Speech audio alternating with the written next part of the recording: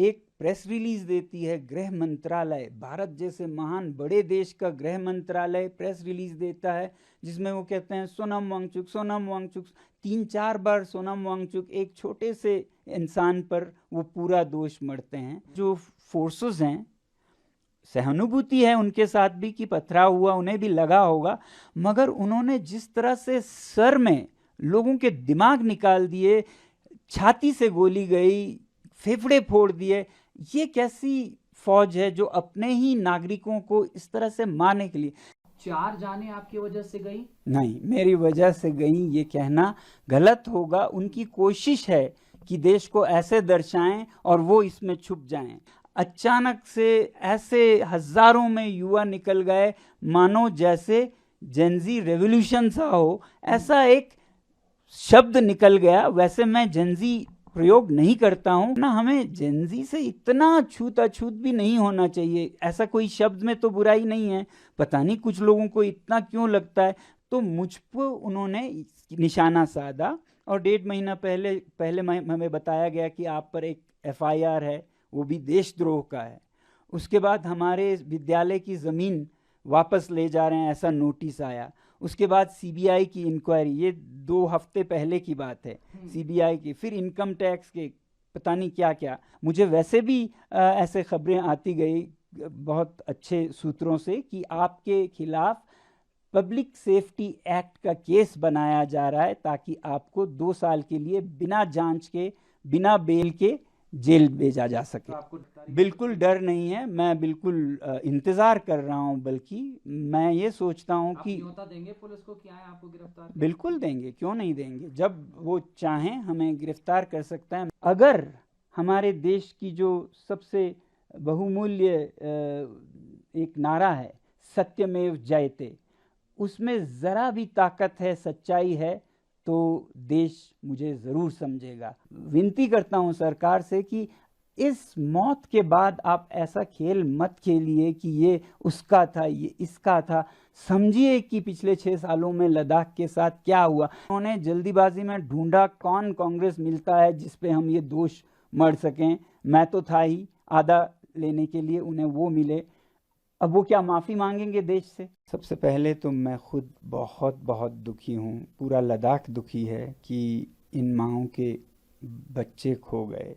और उसके बाद फिर हम आरोप प्रत्यारोप का ये खेल खेलें, ये अच्छा नहीं लगता। ये बहुत दुख की बात है कि हम अपने सर से जिम्मेदारी हटाकर किसी, जैसे कहते हैं ना, स्केप गोट, बलि का बकरा बना के उस पे मर दें। ऐसा खेल हमें नहीं खेलना चाहिए। ये चतुराई ज़रूर है मगर समझदारी नहीं है। Clever move but not wisdom. इस समय हमें विजडम की ज़रूरत है। हम साथ में बैठ के सोचें कि इन बच्चों की क्या ऐसी विवशता थी कि वो सड़कों पे इस तरह से निकल आए, और उसे सुलझाएं तो सब सुलझेगा। ये सीमा शांत होगी, ये देश प्रगति करेगा। ना कि हम इसने किया उसने किया, मैंने कुछ नहीं किया, मैं तो अच्छा हूँ बोलें। क्योंकि सच्चाई ये है कि ये बच्चे बहुत परेशान से थे। आज ही नहीं, 2 महीने से नहीं, 5 सालों से, बल्कि 6 सालों से ये अनएम्प्लॉयड थे, जॉबलेस।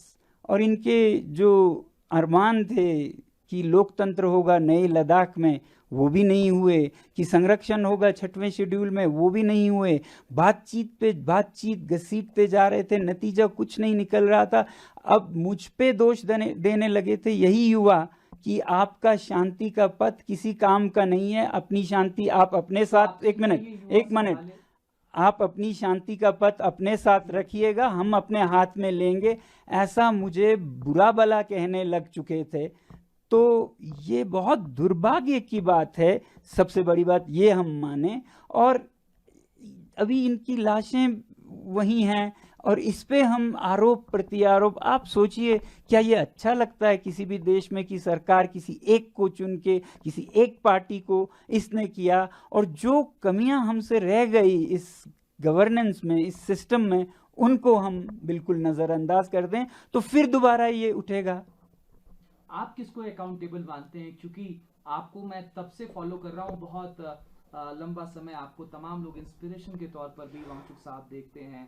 आपको याद होगा मैंने आपका पहला इंटरव्यू किया था जब आप लद्दाख भवन में प्रोटेस्ट पर बैठे थे। जी, जी। आप दीवार के ऊपर चढ़ के मुझे इंटरव्यू दे रहे थे एनआई के बैनर तले ही, और इस समय मैं आपका इंटरव्यू कर रहा हूँ। दोनों में जमीन आसमान का अंतर है। एक समय आप शांति के पथ पर तमाम लोगों को बढ़ा रहे थे और आज उल्टा आरोप लग रहा है मगर पथ वही है मेरा। तो मैं किसी को जिम्मेदार नहीं ठहराना चाहता हूँ, मगर एक सच्चाई भी है ना कि 2020 से हमें वादा दिया गया कि आपको छठे शेड्यूल में संरक्षित किया जाएगा। खासकर इन नौजवानों को ये वादा दिया गया था कि 21,000 नौकरियां निकलेंगी, फिर 6,000 नौकरियां निकलेंगी, और निकला कुछ भी नहीं, ना के बराबर। शायद अभी हाल ही में 1-1,500 नौकरियां निकले होंगी। वो बिल्कुल बेरोजगार हैं, आप समझ रहे हैं। घर पे जाओ तो वो माँ बाप की टोक सुनते थे, बाहर जाओ तो बेकार हैं, दोस्तों में शर्मिंदा हैं। ऐसे में वो भड़क कर बाहर आ गए। वो बाहर कभी नहीं आते थे, बल्कि ये जो आंदोलन चल रहा था, इन सब लोगों की एक शिकायत थी कि ये युवा पीढ़ी बहुत मतलबी हैं, अपने घरों में घुसे रहते हैं, बाहर नहीं आते हैं, क्योंकि इनको डर है कि सरकार इनके चेहरों की तस्वीर लेगी और इंटरव्यूज में इन्हें हैरस करेगी। तो ये कभी नहीं निकलते थे। अचानक कल ऐसे निकल आए, ये किसी का मतलब इमेजिनेशन में भी नहीं था। क्या आपको पहले इस बात का इल्म नहीं था कि ये जो प्रोटेस्ट आप हंगर स्ट्राइक कर रहे थे वो इस तरह का रूप ले लेगी? बिल्कुल नहीं, बिल्कुल नहीं, बिल्कुल नहीं। हम इतना कह रहे थे, कल के लिए ये बातचीत चल रही थी। फैसला आपने जेनजी सब का नाम लिया, आपने नेपाल के उस रिवॉल्यूशन का भी एग्जाम्पल दिया जिसमें उग्र प्रदर्शन किए गए, हिंसक प्रदर्शन किए गए, नेपाल के इंफ्रास्ट्रक्चर पर डेंट कराया गया, नेपाल की डेमोक्रेसी खतरे में आ गई। तमाम आरोप और उस तरीके की बात को आप इंडोर्स करते हुए दिखाई नहीं, नहीं, नहीं, ऐसा मत कहिए इंडोर्स करते। जब ये हो चुका था, पहली बात तो कुछ लोग कहते हैं कि आपने ऐसा कह के इंसाइट किया। जब ये हो चुका था, मैंने तब एक अपडेट दिया जिसमें मैंने कहा कि ये हिंसा निंदनीय है, शब्द था निंदनीय है, मैं बहुत दुखी हूँ, इससे आप हमारा समर्थन नहीं बल्कि हमारी बदनामी कर रहे हैं। और फिर मैंने कहा कि ये अचानक से बिना किसी पहले के उसके अचानक से ऐसे हजारों में युवा निकल गए, मानो जैसे जेनजी रेवोल्यूशन सा हो, ऐसा एक शब्द निकल गया। वैसे मैं जेनजी प्रयोग नहीं करता हूं, अब ये बच्चे खुद को करते हैं तो इसलिए शायद मेरे मुंह से निकला, वरना हमें जेनजी से इतना छूत-अछूत भी नहीं होना चाहिए। ऐसा कोई शब्द में तो बुराई नहीं है, पता नहीं कुछ लोगों को इतना क्यों लगता है। मैं भी यूज नहीं करता हूं, मगर कल ये मैंने सिर्फ इसका वर्णन करते हुए कहा, ऐसा एक हालात हो गया लद्दाख में जिससे हम सब दुखी हैं। ये होने के बाद का अपडेट है, आप जाके देख सकते हैं। आपने कभी ऐसा लद्दाख देखा था? नहीं भी नहीं कहूँगा। जब हम जम्मू कश्मीर में थे तो यूटी का मांग करते हुए ऐसा ही एक हिंसक आंदोलन हुआ था 89 में, 89 में, मगर इस हद का नहीं था। ये बहुत ही अजीब अंदाज का, यहाँ कोई नहीं रोक पा रहा था। आपको पता है आज हमारे जो एपेक्स बॉडी है लद्दाख की, उसका यूथ विंग, उनके लीडर्स को धरपकड़ कर रही है सरकार, घरों से जाके उनको पकड़ रहे हैं। सच्चाई ये है कि वो बेचारे जाकर गाड़ियों से लाउड स्पीकर से उनको मनाने की कोशिश कर रहे थे कि आप ये मत कीजिए, हमारा काम ये नहीं है, मगर उन पे ही पथराव होने का डर था। ऐसे ही हमारे वरिष्ठ नेता थुप्तन जी और सेरिंग जी भी वहां गए मैदान में उनको रोकने के लिए, कोई किसी की सुन ही नहीं रहा था। पागलपन सा, भूत सा सवार था उन पे। तो वांगचुक साहब, किसी को गिरफ्तार ना किया जाए, किसी को अकाउंटेबल ना बनाया जाए, किसी के ऊपर अकाउंटेबिलिटी फिक्स ना किए जाए, कहा जाए कि ये सरकार की गलती है? नहीं, ऐसा तो नहीं। हिंसा को तो हम कभी भी सही नहीं ठहरा सकते हैं। कानून को अपना रास्ता लेना चाहिए, कोर्स लॉ जो कहते हैं। तो जो गलत हैं उन्हें सज़ा होनी चाहिए, मगर साथ ही साथ मैं कहूँगा जो फोर्सेस हैं सहानुभूति है उनके साथ भी कि पथराव हुआ, उन्हें भी लगा होगा, मगर उन्होंने जिस तरह से सर में लोगों के दिमाग निकाल दिए, छाती से गोली गई, फेफड़े फोड़ दिए, ये कैसी फौज है जो अपने ही नागरिकों को इस तरह से मारने के लिए। हाँ, साधारणतः ऐसे रायट्स में आप पैरों पे गोलियां मारते हैं, और जब कभी बिल्कुल खतरा बढ़ जाए, आपकी जान पे आ जाए, तो शूटिंग ऑर्डर्स लेते हैं, तब करते हैं आप। जब आपकी जान पे आए तो आप शूट करेंगे।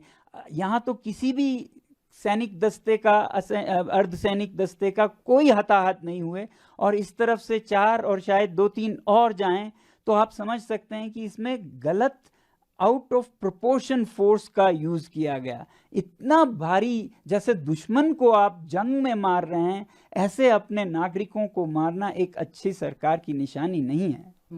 वांगचुक साहब, you are now saying that आपको स्केप गोट की तरह इस्तेमाल किया जा रहा है। अब आपकी एनजीओ की सीबीआई प्रोब भी स्टार्ट कर दी गई है।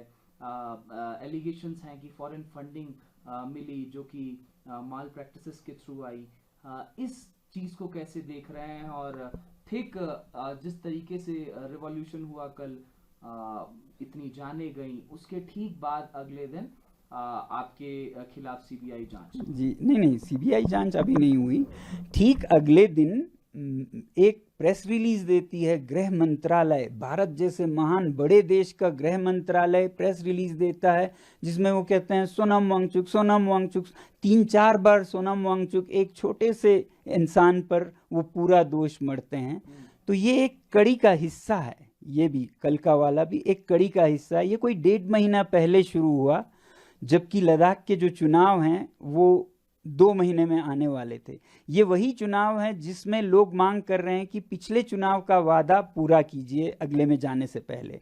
पिछले चुनाव का वादा था कि आपको 6वें शेड्यूल में लाएंगे, तो अब लोग मांग कर रहे थे इसे पूरा किए बिना हम आपको नहीं जाने देंगे। उनमें से बड़ी आवाज़ मेरी थी, तो मुझ पर उन्होंने निशाना साधा, और 1.5 महीना पहले हमें बताया गया कि आप पर एक FIR है, वो भी देशद्रोह का है। उसके बाद हमारे विद्यालय की ज़मीन वापस ले जा रहे हैं, ऐसा नोटिस आया। उसके बाद सीबीआई की इंक्वायरी, ये 2 हफ्ते पहले की बात है, सीबीआई की, फिर इनकम टैक्स के, पता नहीं क्या क्या। तो सीबीआई के नोटिस में ये लिखा है कि 2022 से 24 में आपकी संस्था ने विदेशी मुद्रा ग्रहण किया, जबकि आपके पास अनुमति नहीं है, FCRA नहीं है। हमने FCRA नहीं लिया क्योंकि हमारा इरादा नहीं है विदेशों से हम भीख मांगे, ठीक है। मगर 2000, लेकिन आपने पैसे तो लिए। हाँ, अब देखिए वो क्या पैसा है। ये किसी भी यूनिवर्सिटी का सपना होगा, और जो ये यूनिवर्सिटी करने में काबिल होगी उसे पुरस्कार दिया जाएगा कि उसका ज्ञान यानी कि भारत का ज्ञान विदेशों में निर्यात हो। तो हमारे जो पैसिव सोलर हीटेड बिल्डिंग्स है जो हमने लोगों के लिए, इंडियन आर्मी के लिए बनाए, वो अफगानिस्तान में ले जाना चाहते थे संयुक्त राष्ट्र संघ, यूनाइटेड नेशंस, और उन्होंने इसके लिए हमें फीस अदा की। उसी तरह हमारे आर्टिफिशियल ग्लेशियर्स को स्विट्जरलैंड की एक यूनिवर्सिटी और इटली के एक संस्था चाहते थे कि ये प्रोजेक्ट्स में प्रयोग किया जाए। उसके लिए हमें ज्ञान की दक्षिणा, फीस अदा की। वो फीस बाज़ाब्ता टैक्स के साथ है। आप जब चंदा लेते हैं उस पर टैक्स नहीं लगता है। ये सर्विस एग्रीमेंट है जो आपकी एक क्या कहते हैं, इज्जतदार नॉलेज पार्टनर किसी और को नॉलेज सप्लाई करता है। तो इसको फॉरेन कंट्रीब्यूशन नहीं कहते हैं। वो भी समझ गए कि उन्होंने गलती से इसे फॉरेन कंट्रीब्यूशन माना, मगर बंद करने के बजाय अब वो 22 से 24 के बजाय 21-20 कहीं तो कुछ मिले ढूंढने लग गए। फिर हमारे जो छोटे बच्चों का विद्यालय है वहाँ चले गए, उससे मांगने लगे। ठीक है, मांगिए, आपको जो मिले ले लीजिए, मगर मैं ये कहता हूँ कि आपको ये मिलेगा कि यहाँ एक ऐसा विद्यालय है जहाँ के संस्थापक खुद अपनी जेब से विद्यालय को 1-1 करोड़ साल का देते हैं। अब उसका क्या इनाम देंगे वो, ये मैं नहीं पूछना चाहूँगा। इनकम टैक्स के समन्स आ रहे हैं, उन्हें ये नहीं पता है कि लद्दाख क्षेत्र में कोई टैक्स नहीं देता है, टैक्स माफ़ है यहाँ, फिर भी एक आदमी देता है, वो मैं हूँ, क्योंकि मैं अपना दायित्व समझता हूँ और मैं दे सकता हूँ। तो बिना ज़रूरत के टैक्स देता हूँ। कितने लोग हैं भारत में जो बिना मांगे टैक्स देते हो, उस पर इनकम टैक्स के संबंध मानो ये कह रहे हैं कि आपने क्यों टैक्स दिया।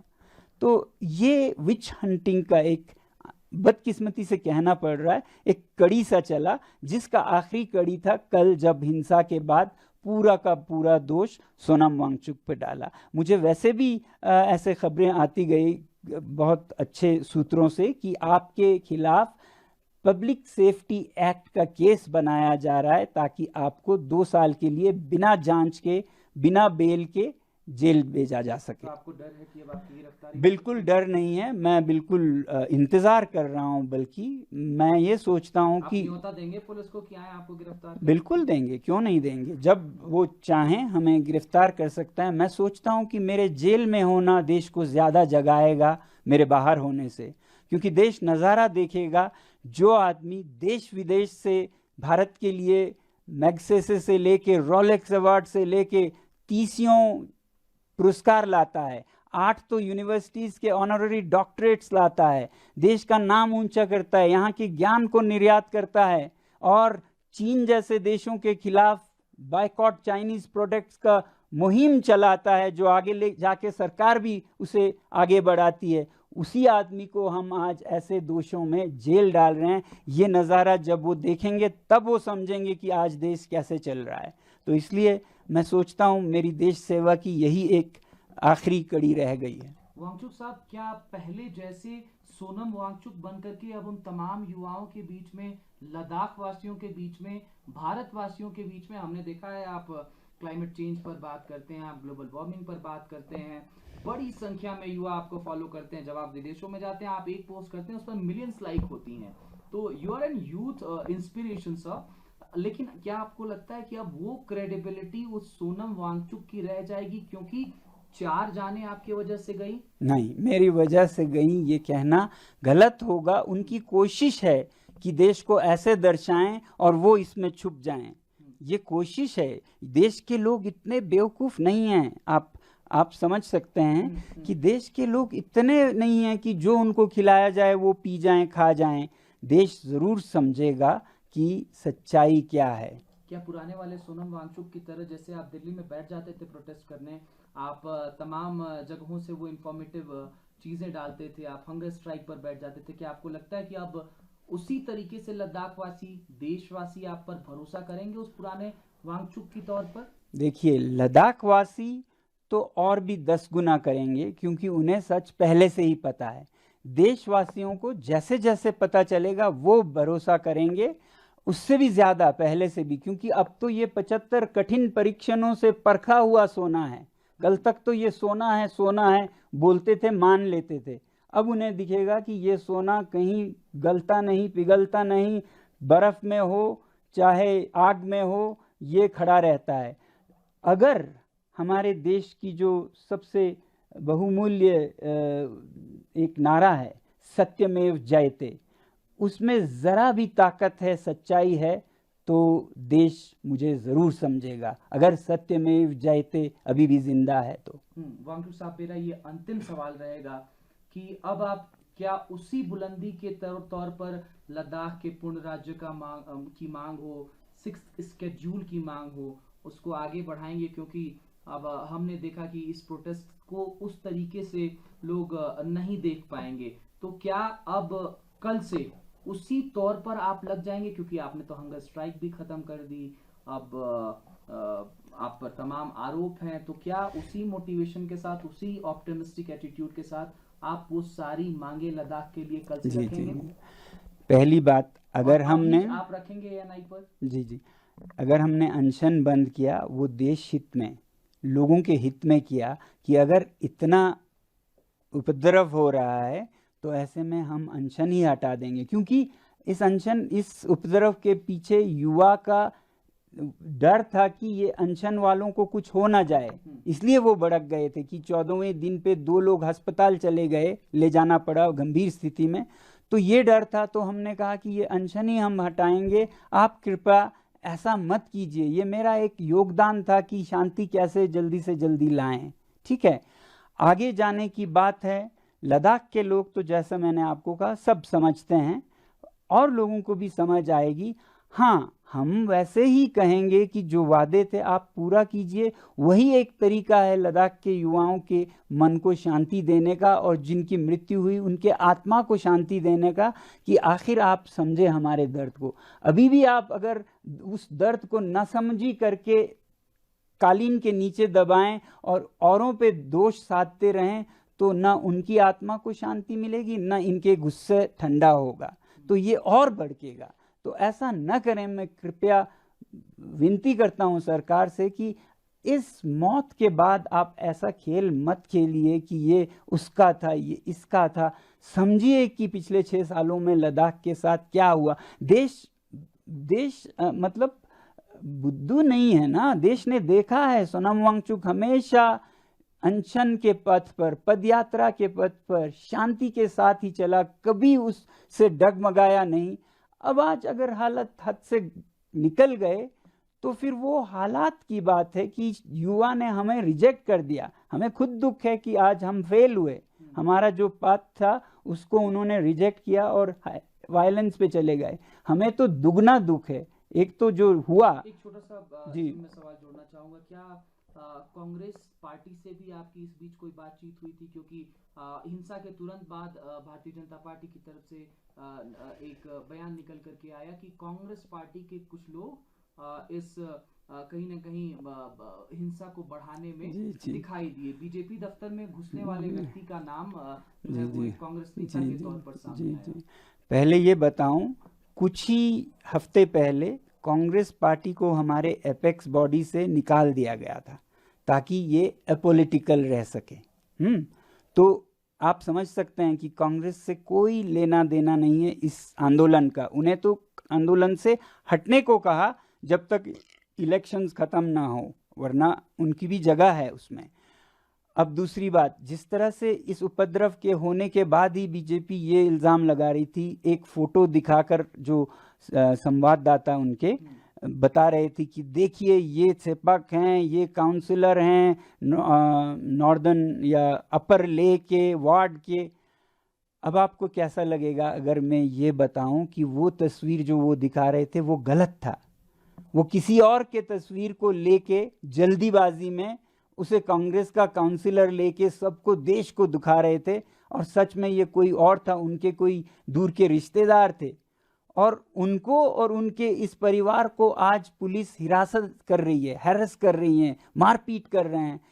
ये इस तरह से ये नहीं थमेगा और भड़केगा। युवाओं को आप धरपकड़ करें इतने हंगामे के बाद, ऐसे बेचारे कांग्रेस के काउंसलर के नाम पे आप किसी और को सता रहे हैं। वो कोई और था जो मास्क में था, दिखता वो वैसा ही था, तो उन्होंने जल्दीबाजी में ढूंढा कौन कांग्रेस मिलता है जिस पे हम ये दोष मढ़ सकें। मैं तो था ही आधा लेने के लिए, उन्हें वो मिले। अब वो क्या माफ़ी मांगेंगे देश से? क्या वो माफ़ी मांगेंगे देश से अगर वो सच में एक सच्चे प्रवक्ता हैं बीजेपी के? मैं ये उनसे पूछना चाहूँगा। आप चाहते हैं कि वो माफ़ी मांगे? अगर उन्होंने गलती की, किसी दूसरे को उन्होंने कांग्रेस का बताकर बदनाम करना चाहा, तो उन्हें मांगनी चाहिए। बहुत शुक्रिया वांगचुक साहब। हम इस दुख की घड़ी में पूरे लद्दाख वासियों के साथ खड़े हैं। हम आशा करते हैं कि लद्दाख उसी तरीके से सफेद दिखाई देगा जैसे पहले दिखाई देता था, शांति के स्वरूप में। बहुत शुक्रिया ENI के साथ जुड़ने के लिए। बहुत बहुत धन्यवाद आपका भी हमारे संदेश को देश तक पहुंचाने के लिए। जय हिंद।